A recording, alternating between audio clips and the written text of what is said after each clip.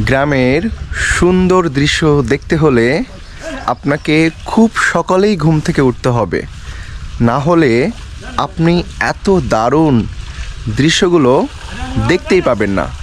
কেন নয়, এটা গ্রামের ঐতিহ্য এবং এটা দেখে আমি সত্যি খুব তৃপ্তি অনুভব করি।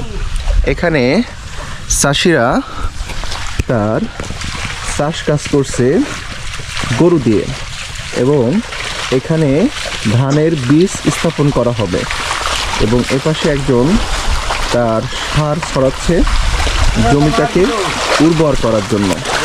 এবং এটা মেঠো রাস্তা, দুই পাশ ধরে চলে গেছে এবং কত সুন্দর, তাই না?